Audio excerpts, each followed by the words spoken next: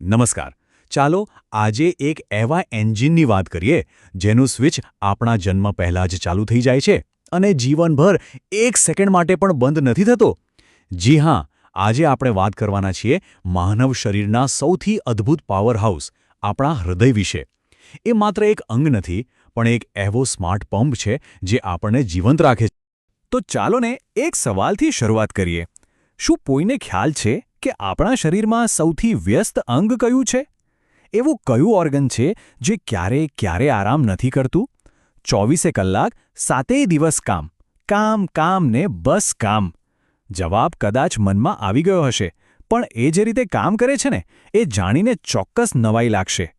અને જવાબ છે આપણું હૃદય, શરીરનું અસલી પાવરહાઉસ. તો ચાલો આ અદ્ભુત મશીનની અંદર એક ડોક્યુ કરીએ અને સમજીએ કે તે આપણા જીવનને કેવી રીતે ધબકતું રાખે છે. તો આખરે આ હૃદય છે શું? ચાલો સમજીએ. એ બીજું કશું નહીં પણ એકદમ મજબૂત સ્નાયુઓથી બનેલું અંગ છે. એ ક્યાં આવેલું છે? આપણી છાતીમાં, બરાબર 2 ફેફસાની વચ્ચે સહેજ ડાબી બાજુએ ગોઠવાયેલું છે. અને હા, એને એક ઘર જેવું સમજી શકાય, જેમાં 4 અલગ-અલગ રૂમ એટલે કે 4 ખંડો છે. અને આ 4 ખંડોની રચના જ, સાચું કહું તો, એના આખા કામનો આધાર છે. તો ચાલો હવે આ ઘરની અંદર જઈએ. હૃદયના આ જે 4 ખંડો છે ને, એ મળીને એક એવી જોરદાર સિસ્ટમ બનાવે છે જે લોહીના પ્રવાહને એકદમ ચોક્કસાઈથી કંટ્રોલ કરે છે. જુઓ, હૃદયના જે ઉપરના 2 રૂમ છે એને કહેવાય છે કર્ણક. એને હૃદયના રિસેપ્શન એરિયા કે પછી વેઇટિંગ રૂમ કહી શકાય. એમનું કામ બસ એક જ છે, શરીરમાંથી અને ફેફસામાંથી આવતા લોહીને જમા કરવાનું. કારણ કે એમને લોહીને ક્યાંય ધક્કો મારવાનો નથી, એટલે એમની દિવાલો પણ પ્રમાણમાં પાતળી હોય છે. હવે કર્ણકની બરાબર નીચે છે બીજા 2 ખંડો. એ છે ક્ષેપક.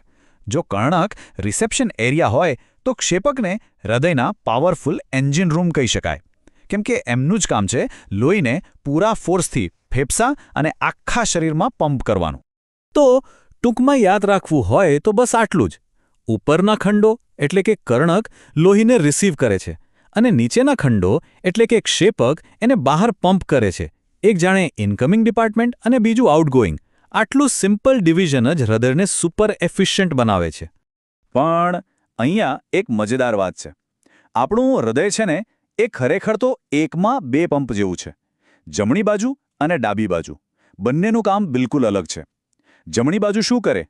એ શરીરમાંથી પાછું આવેલું ઓક્સિજન વગરનું એટલે કે અશુદ્ધ લોહી લે છે અને એને શુદ્ધ થવા માટે ફક્ત ફેફસા સુધી મોકલે છે.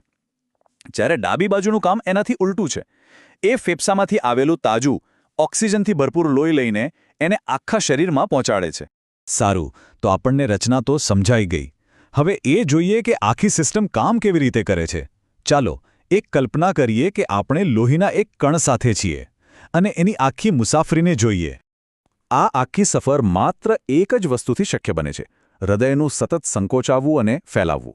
દરેક ધબકારો, પેલો જે લબડબ અવાજ આવે છે ને, એ દરેક ધબકારા સાથે લોહી એની મુસાફરીમાં આગળ વધે છે. આ એક એવી રિધમ છે જે ક્યારેય અટકતી નથી. તો ચાલો આખી સફરને સ્ટેપ બાય સ્ટેપ જોઈએ. સૌથી પહેલાં એટલે કે પગલું નંબર 1, આપણા શરીરમાંથી જે થાકેલું લોહી છે, જેમાં ઓક્સિજન નથી, એ સીધું જમણા કર્ણકમાં આવે છે. યાદ છે ને પહેલો વેઇટિંગ રૂમ?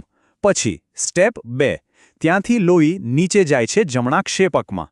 આ ક્ષેપક એક પંપની જેમ કામ કરે છે અને લોહીને ધક્કો મારીને સીધું ફેફસામાં મોકલે છે. શા માટે? ઓક્સિજન ભરવા માટે. હવે આવે છે સ્ટેપ 3. ફેફસામાં એકદમ ફ્રેશ થઈને ઓક્સિજનથી ભરેલું લોહી પાછું હૃદયમાં આવે છે, પણ આ વખતે એ ડાબી બાજુના વેઇટિંગ રૂમમાં એટલે કે ડાબા કર્ણકમાં પ્રવેશે છે. અને પછી સ્ટેપ 4, ત્યાંથી એ નીચે ઉતરે છે હૃદયના સૌથી પાવરફુલ ચેમ્બરમાં, ડાબા ક્ષેપકમાં. અને હવે ફાઇનલ સ્ટેપ, 5મું પગલું.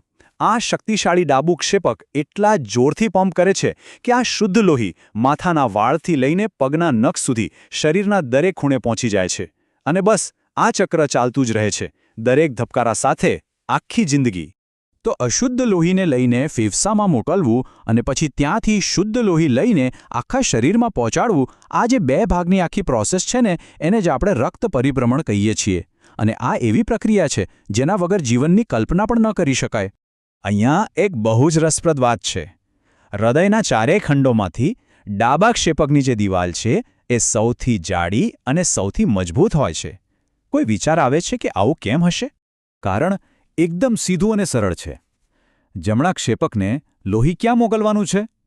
ફક્ત બાજુમાં આવેલા ફેફસા સુધી, જે બહુ દૂર નથી. પણ ડાબા ક્ષેપકનું કામ ઘણું મોટું છે. એને તો લોહી છેક મગજથી લઈને પગના અંગૂઠા સુધી પહોંચાડવાનું છે.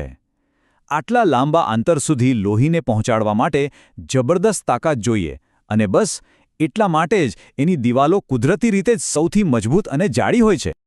તો આ બધી જાણકારી પછી એક વાત તો સ્પષ્ટ છે કે હૃદય બીજું કંઈ નહીં પણ જીવનનો અવિરત ધબકાર છે. એક એવી ધૂન જે ક્યારેય અટકતી નથી. વિચાર તો કરો, માતાના ગર્ભમાં જ્યારે પહેલો ધબકારો શરૂ થાય છે, ત્યાંથી લઈને જીવનના છેલ્લા શ્વાસ સુધી આ હૃદય આપણા માટે, આપણા જીવનને ચલાવવા માટે સતત અથાગપણે કામ કરતું રહે છે. એક એવો યોદ્ધા છે જે ક્યારેય રજા નથી લેતો. તો પછી આ બધું સમજ્યા પછી સૌથી અગત્યનો સવાલ એ જ ઊભો થાય છે કે આટલું અથાગ કામ કરતા આપણા આ એન્જિનનું ધ્યાન આપણે કેવી રીતે રાખી શકીએ? એને સ્વસ્થ અને મજબૂત રાખવા માટે આપણે શું કરી શકીએ? કારણ કે આ સવાલનો જવાબ જ આપણા સૌના લાંબા અને તંદુરસ્ત જીવનની ચાવી છે.